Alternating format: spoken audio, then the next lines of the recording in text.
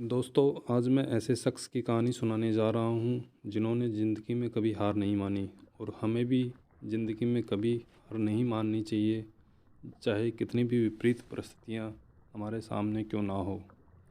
मैं बात करता हूँ करौली टकास की। करौली टकास ने 1948 और 1952 के समर ओलंपिक्स में गोल्ड मेडल जीतकर इतिहास रच दिया था। लेकिन दुनिया उन्हें इस वजह से नहीं जानती, बल्कि इसलिए जानती है कि उन्होंने अपना दायां हाथ खोने के बावजूद यह मुकाम पाया। कैरोली टकास का जन्म 21 जनवरी 1910 में हंगरी की राजधानी बुडापेस्ट में हुआ था। वे हंगरी की सेना में थे। उन्हें पिस्टल शूटिंग के खेल में महारत हासिल थी। 26 साल की उम्र में ही उनका नाम दुनिया के सर्वश्रेष्ठ शूटर्स में शामिल हो चुका था। वे लगभग सभी राष्ट्रीय व अंतर्राष्ट्रीय मुकाबलों में जीत हासिल कर चुके थे। अब उनका एकमात्र सपना 1936 ओलंपिक्स में गोल्ड मेडल जीतने का था, लेकिन उन्हें इसमें हिस्सा लेने से मना कर दिया गया क्योंकि वे एक सर्जन थे और केवल कमीशन ऑफिसर्स ही हिस्सा ले सकते थे। उनके सपने के आड़ आने वाला यह पहला रोड़ा था। हालांकि बर्लिन गेम्स के बाद यह नियम हटा लिया गया। अब कैरोली 1940 ओलंपिक्स में जीतने का सपना देखने लगे। कैरोली की काबिलियत और लगातार जीत के सिलसिले को देखते हुए हंगरी के देशवासियों को पूरा विश्वास था कि 1940 में होने वाले टोक्यो ओलंपिक्स में कैरोली ज़रूर जीतेंगे और देश का नाम रोशन करेंगे। देशवासियों की तरह कैरोली का भी यही सपना था कि 1940 ओलंपिक्स में वे हंगरी के लिए गोल्ड मेडल जीतें। इन्हीं सपनों को आंखों में लिए वे पूरे जुनून के साथ ओलंपिक्स की तैयारी में जुटे हुए थे। लेकिन अचानक ही उनके साथ एक बड़ा हादसा हो गया। आर्मी कैंप में प्रैक्टिस करते वक्त उनके दाहिने हाथ में हैंड ग्रेनेड ब्लास्ट हो गया और उनका हाथ शरीर से अलग हो गया। इस घटना को सुनकर पूरे देश में शोक जैसा माहौल था।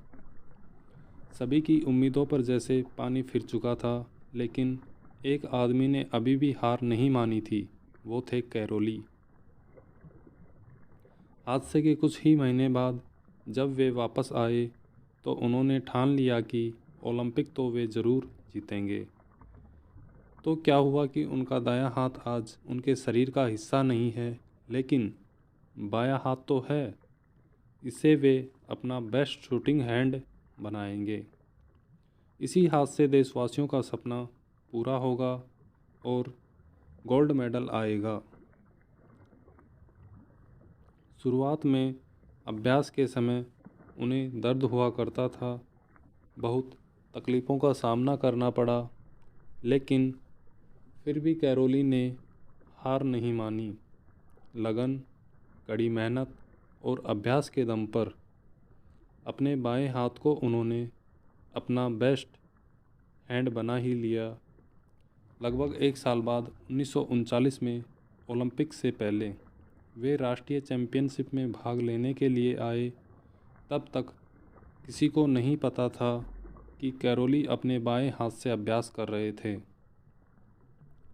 अन्य प्रतियोगियों को लगा कि वे उनका मनोबल बढ़ाने आए हैं, लेकिन सबको झटका तब लगा जब कैरोली ने बताया कि वे वहां उनका हौसला बढ़ाने नहीं, बल्कि उनसे प्रतियोगिता करने आए हैं। इसके बाद अपने बाएं हाथ से शूटिंग करते हुए कैरोली ने सभी को मात दी और मुकाबला अपने नाम कर लिया।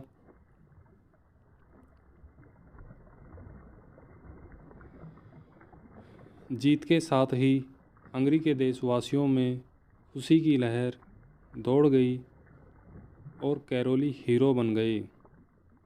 अब इंतज़ार था एक साल बाद होने वाले 1940 ओलंपिक्स का। लेकिन 1940 ओलंपिक्स विश्व युद्ध की वजह से रद्द कर दिया गया। कैरोली को एक बार फिर निराशा हाथ लगी। सबको लग रहा था कि अब कुछ नहीं हो सकता, लेकिन कैरोली अभी भी उम्मीद लगाए हुए थे। उन्होंने अपने अभ्यास को 1944 ओलंपिक्स के लिए जारी रखा।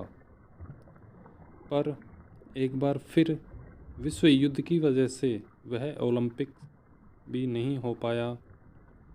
अब कैरोली की उम्र भी उनका साथ छोड़ रही थी, लेकिन इसके बावजूद वे हार मानने के लिए तैयार नहीं थे। आखिर 1948 के ओलंपिक्स में अपने से कहीं जवान और जोशीले प्रतियोगियों को हराकर उन्होंने अपना और अपने देशवासियों के सपने को पूरा किया। उन्होंने शूटिंग में हंगरी को गोल्ड मेडल दिलवाया।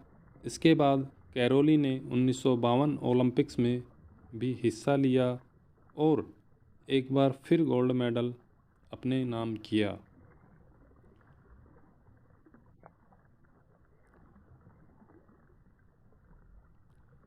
तो दोस्तों, ये थी कैरोली की एक शॉर्ट कहानी। तो दोस्तों, हमें कैरोली की इस कहानी से क्या शिक्षा मिलती है? दोस्तों, इस कहानी से हमें बहुत कुछ सीखने को मिलता है। दोस्तों, लाइफ में बहुत कठिनाइयाँ, परेशानियाँ आती हैं, लेकिन हमें उनका डटकर सामना करना चाहिए, जैसे कि कैरोली ने किया। तो दोस्तों, असंभव कुछ भी नहीं होता है। अगर इंसान को खुद पर पूरा विश्वास होता है तो हमें अवश्य जीत मिलती है। दोस्तों, बिना रुके कोशिश करते रहोगे तो एक दिन मंजिल तक ज़रूर पहुंच जाओगे।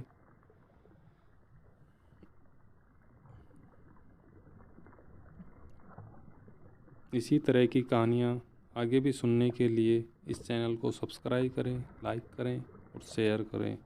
जय हिंद, जय भारत।